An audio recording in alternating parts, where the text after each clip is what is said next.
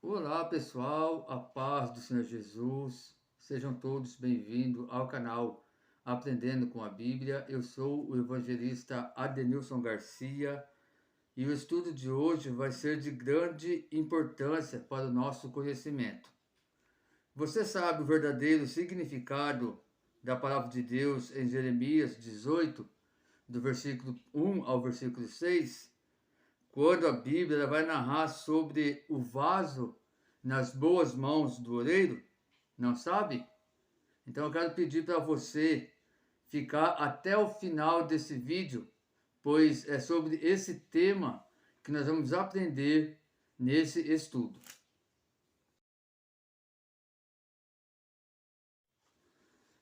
Meus irmãos, olhando para a significativa desse texto, onde vai falar sobre o vaso nas boas mãos do oleiro, entendemos nós que o vaso somos nós, o povo escolhido por Deus, e que o oleiro é o próprio Deus.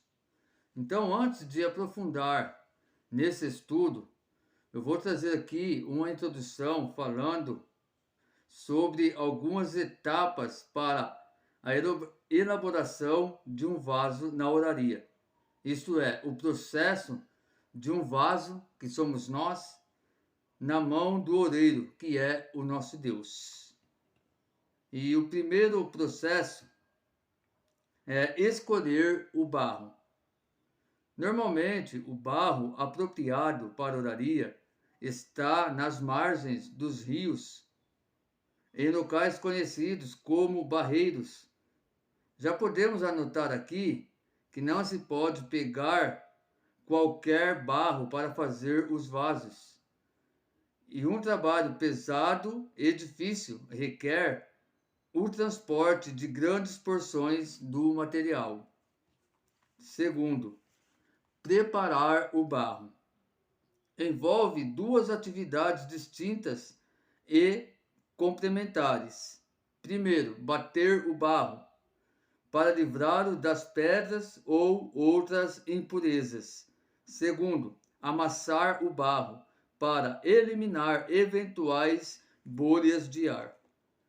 Tanto uma como outra atividade visam que o vaso possa suportar o calor. As bolhas poderão fazer com que a peça ou vaso exploda dentro do forno durante a queima, como também podem provocar rachaduras nos vasos que estejam secando. Terceiro, modelar o vaso. Para modelar o vaso, o oleiro, que é o profissional que trabalha na fabricação de peças torneadas, utiliza a roda de oleiro. É uma bancada de madeira antes movimentada pelos pés do trabalhador através de correias. Hoje em dia, o torno utiliza um motor acionado de maneira semelhante às máquinas de costura motorizadas. A roda de oleiro foi inventada na Mesopotâmia por volta de 4000 a.C. A atividade de um oleiro requer muita dedicação e prática. O caminho que conduz à perfeição é muito longo. Sua tarefa, principalmente, é dar forma a uma porção de barro com as mãos e umas poucas ferramentas. A argila é colocada no centro de um prato giratório e com os dedos posicionados externo e internamente levantam-se as paredes da peça, do vaso, na forma e altura desejada. Simples é descrever o processo, mas só quem é bastante habilidoso e dedicado é que consegue executar eficientemente o trabalho. Notemos que os vasos, apesar da habilidade do oleiro, não são iguais, são apenas semelhantes em grande parte, porque o trabalho é manual. Agora, meus amados, nós vamos para a parte do texto, onde eu quero ler aqui com vocês em Jeremias, capítulo 1, Jeremias capítulo 18, do seu versículo 1 até o versículo 6.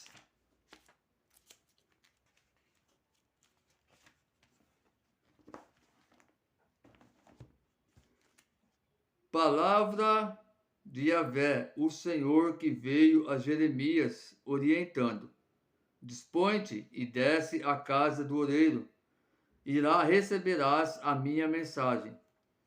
Desci à casa do oleiro, e eis que lá estava ele, concentrado na confecção de sua obra sobre uma roda de madeira.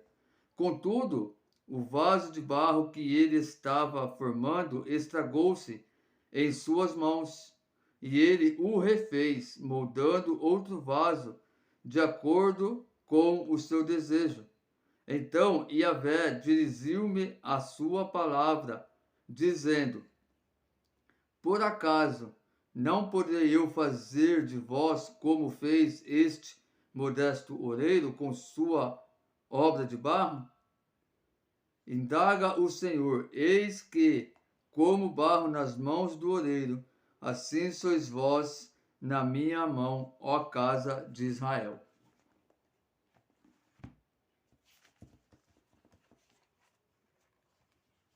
Amados, eu separei aqui alguns destaques referentes a esse texto para assim compreendermos bem a narrativa que a Bíblia nos traz e assim acrescentar ao nosso conhecimento.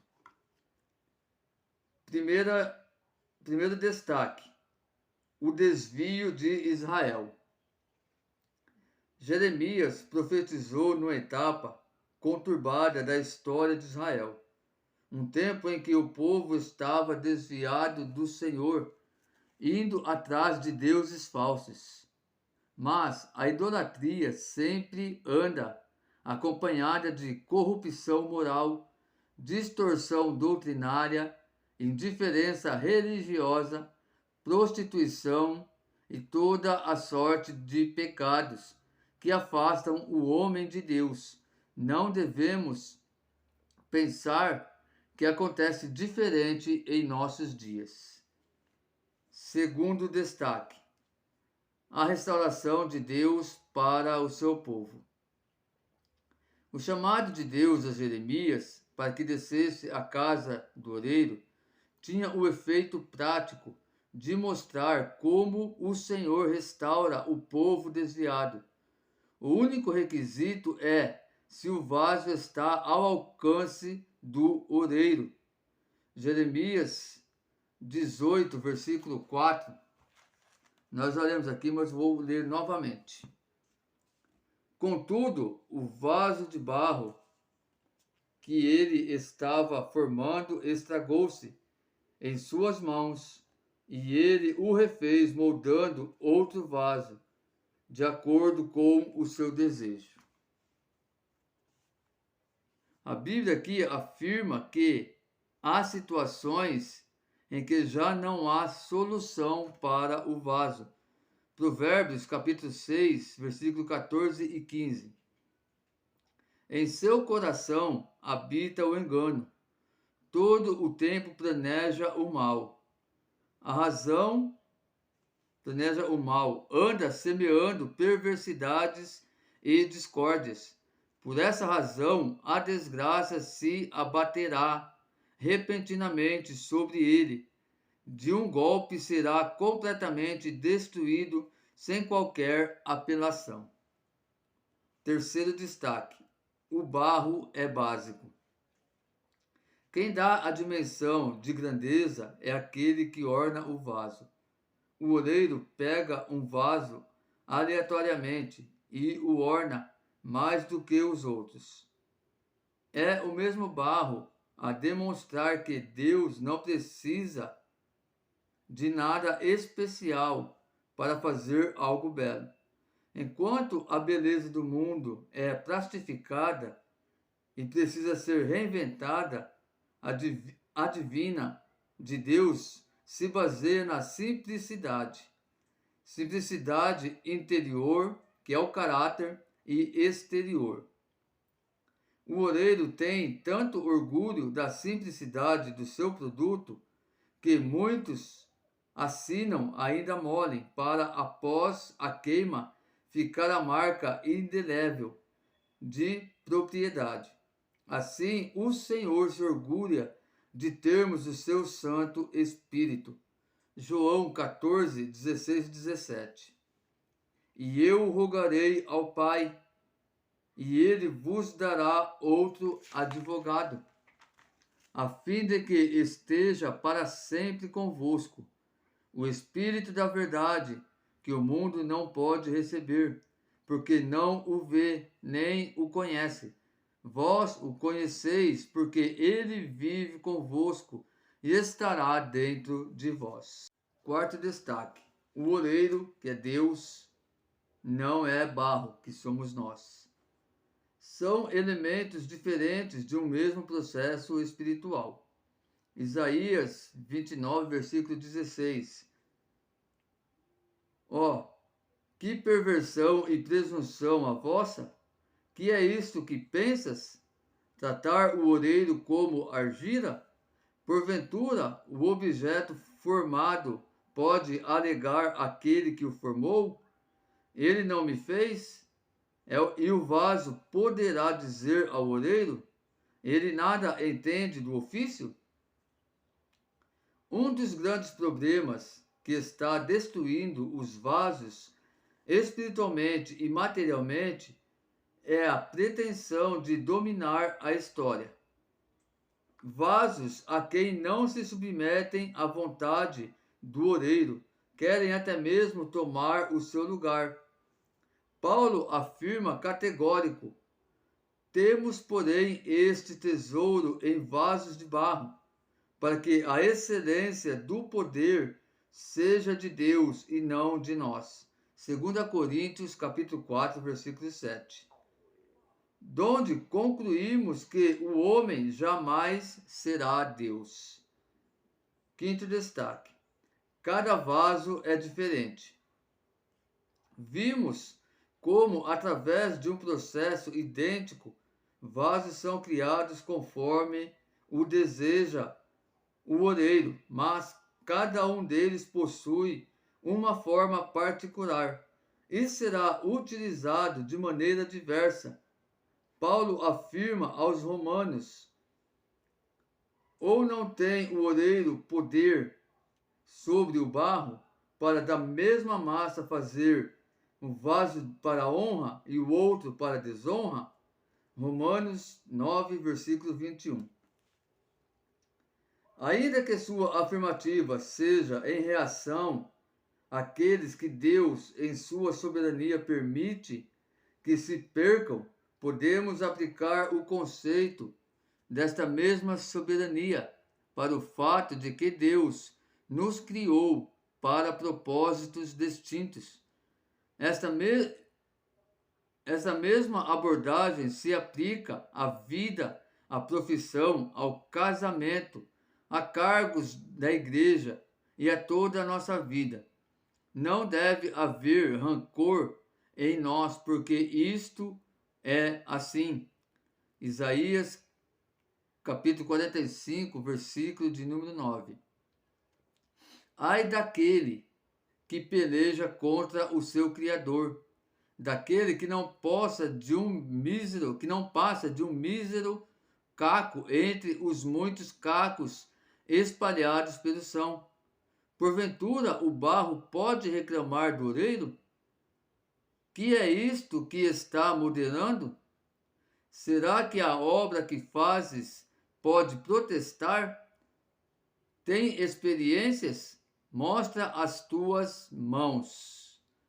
O sábio, ele se alegra muito naquilo que Deus fez. Sexto destaque: o barro implica em fragilidade. Devemos estar conscientes de nossas fraquezas. Há 5 características no barro. Primeiro, a cor.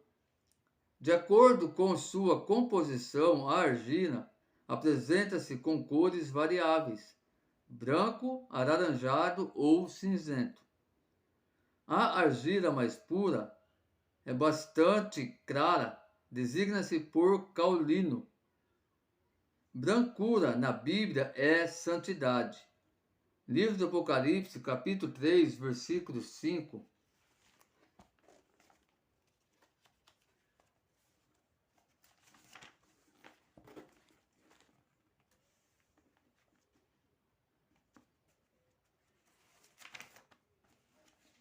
A Bíblia diz: assim o vencedor andará trajado com vestes brancas, e de modo algum apagarei o seu nome do livro da vida. Pelo contrário, reconhecerei o seu nome na presença do meu Pai e dos seus anjos.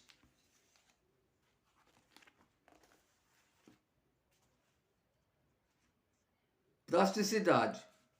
A argila tem a capacidade de adquirir e manter diferentes formas ao ser trabalhada, mesmo depois de seca e antes de ser cozida. Pode ser novamente trabalhada se lhe adicionarmos água. Devemos ser pessoas maleáveis e flexíveis, mantendo os nossos valores inalterados. Não importa que formato tenha a argila, ela não negocia os seus princípios. Daniel, capítulo 1, versículo 8. Daniel, porém, decidiu no seu coração não se tornar impuro, consumindo iguarias do rei, nem com vinho especial servido à mesa real, e solicitou ao chefe dos oficiais permissão para se abster daqueles alimentos. Ou seja, Daniel não negociou os seus princípios e valores, que era ser fiel a Deus e prosseguir servindo ao Senhor. Resistência é a prioridade que o vaso tem que manter a forma dada após secagem e de se tornar mais resistente após a cozedura. 2 Coríntios, capítulo 10, versículo 18. Porquanto quem se vangloria não será aprovado, mas sim aquele a quem o Senhor recomenda. Quanta satisfação não tem o oleiro após tirar o vaso do fogo? Impermeabilidade. Depois de cozido e vidrado, o vaso deixa a absorver líquidos. Que possamos aprender com as garças que, andando na lama para recolher seu sustento, não se suja com ela. Sejamos impermeáveis ao pecado que nos rodeia tão de perto. Hebreus 12, versículo 1.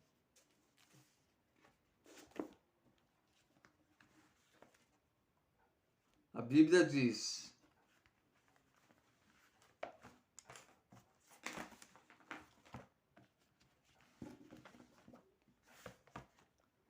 portanto, também nós, considerando que estamos rodeados por tão grande nuvem de testemunha, desembaraçemo-nos de tudo o que nos atrapalha e do pecado que nos envolve, e corramos com perseverança a corrida que nos está proposta.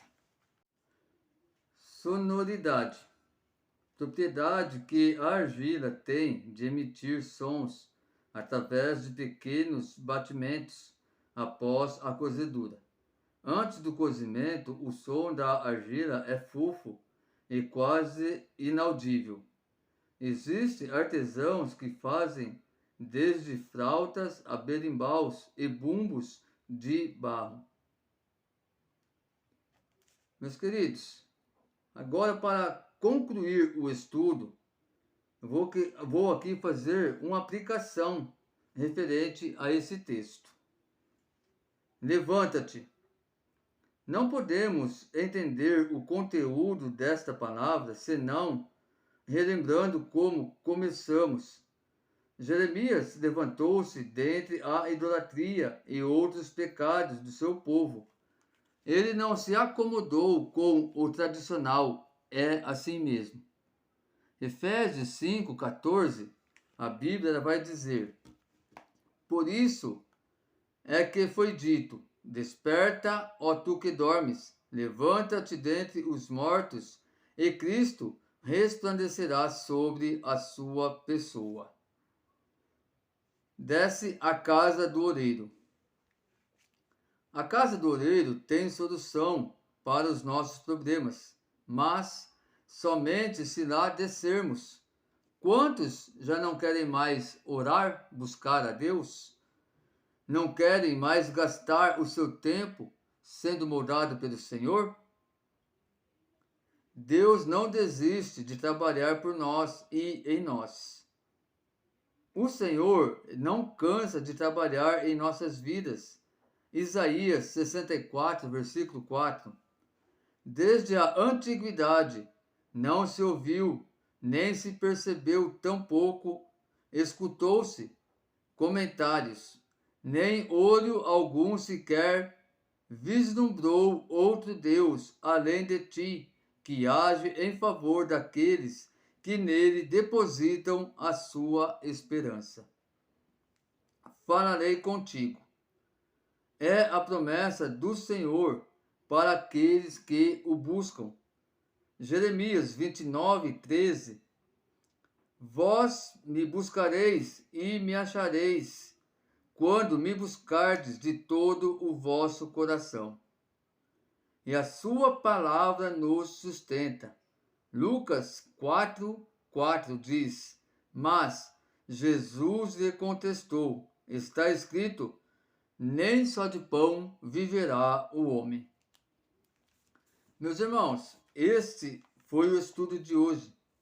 Que através dele nós possamos entender a importância de prosseguirmos a descer na casa do oreiro e deixar ele trabalhar em nossa vida e buscarmos o nosso sustento espiritual em Cristo Jesus, que é o pão da vida. Como foi falado aqui no final, meus queridos, nem só de pão viverá o homem, mas de toda a palavra que sai da boca de Deus. Então, que vocês possam ter gostado desse estudo e que possam trazer ele para as vossas vidas, para que assim nós vamos crescer cada dia mais no conhecimento e fazendo tão somente a vontade de Deus. Amém, meus queridos? Que Deus abençoe grandemente a vida de todos vocês. Fiquem todos aí na santa paz do nosso Senhor e Salvador Jesus Cristo. E até o próximo vídeo, se assim o Senhor nos permitir.